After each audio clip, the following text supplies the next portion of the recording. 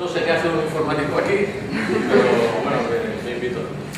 La cosa está en que la informática sí es una cosa muy aburrida, pero que con los años ha conseguido que sea social, que los ordenadores sean sociales, y esto yo lo he vivido bastante, pasando de empezar a hacer software para empresas a terminar llevando en parte, porque somos bastantes, un lugar como meneame.net, que es una comunidad, es una red social también, alrededor del mundo de las noticias.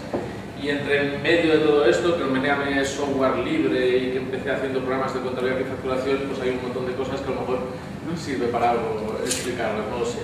La cuestión es que a los años 80, cuando te querías dedicar a la informática, que lo hice de forma autodidacta, porque lo mío era la administración de empresas, y las empresas habían ordenadores, los ordenadores me gustó mucho el software, y de hecho me dediqué a la administración de empresas, en parte a lo que es el tema de contabilidad, y porque se llevaba con ordenadores, y se empezaba a llevar con ordenadores, me gustaban los ordenadores, y una de las formas que tenías de emplear ordenador era para llevar contabilidades, para hacer albaranes, para hacer facturas, para hacer cosas aburridísimas.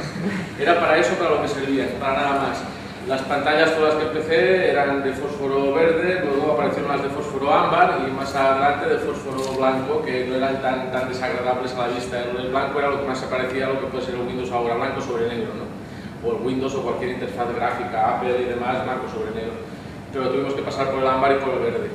Y con los teclados cogidos, la misma pantalla, que no eran ni se retiraban, era toda una sola pieza, que los terminales ADM, televídeo, pues era para eso, para hacer facturas. Y la informática quería decir información automática. Eran máquinas de procesar información de forma automática. Aburridísimo.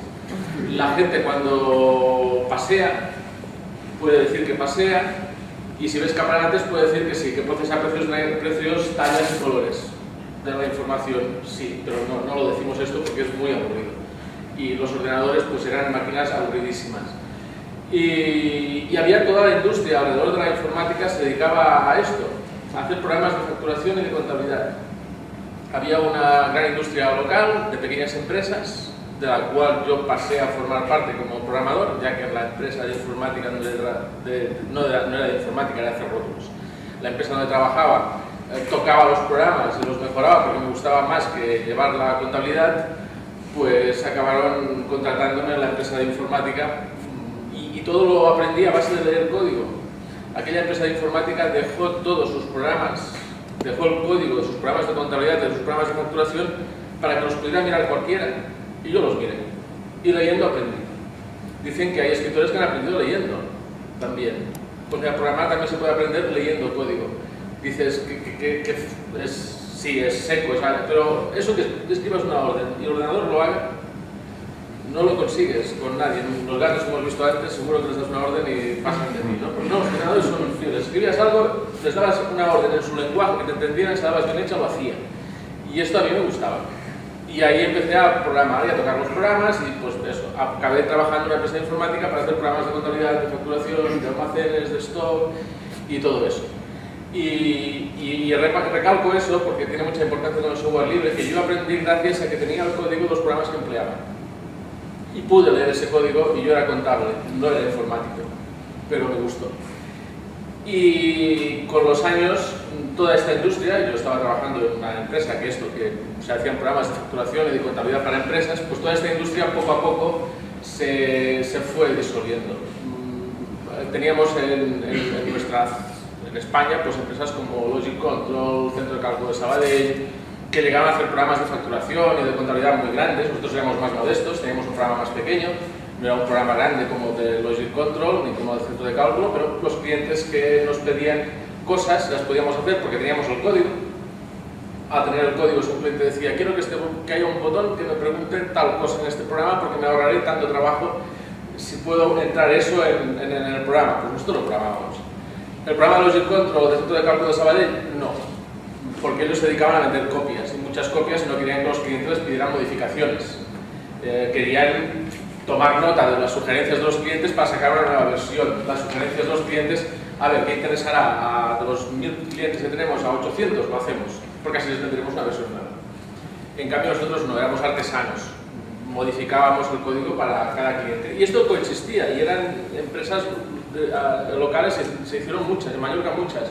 Había los grandes programas de hoteles, pero también había los programas pequeñitos de hoteles, que te los llevaba una empresa local, que te hacía lo que tú le pedías, y había otros que no, que eran más baratos, pero eran programas mastodontes, que tenían de 100 cosas, usabas 50, y las otras 20 te molestaban, pero bueno, las 10 que quedaban te eran útiles y seguías adelante. Había todo un mercado alrededor de esto, muy importante, que se ha ido estropeando. Ya no existe ni Logic Control, ni Centro de Cálculo de Sabadell, ya no existe nadie, y la mayoría de empresas pequeñitas, locales, pasaron de ser empresas de programar y de trabajar con su propio código a ser distribuidores de grandes programas, todos que llegan de multinacionales. No sé, por ejemplo, a los hoteles, un programa que se instala mucho es el Navision lo hace Microsoft. Y las empresas de por aquí, lo único que podíamos hacer era dedicarnos a personalizar el programa que vende una gran multinacional. Los Navision, SAP, Oracle Financials, todos estos programas son programas mastodónticos que lo único que te permiten es hacer un nivel de modificaciones más grande, más pequeño, depende del producto, pero tú eres un distribuidor, no tienes el código. Aquello que a mí me habían enseñado a programar y que era tan útil, no.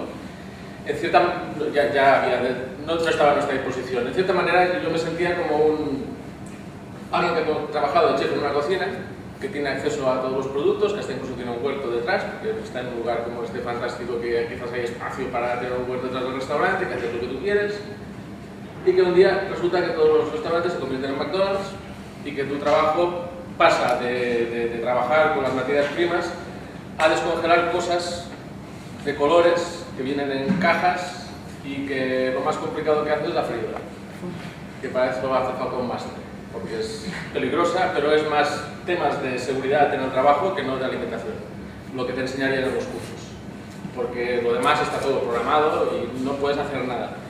Los alimentos del McDonald's se pueden personalizar, puedes echar ketchup y mostaza. Y ya está. Es eso lo que como informático me veía que me terminaría haciendo.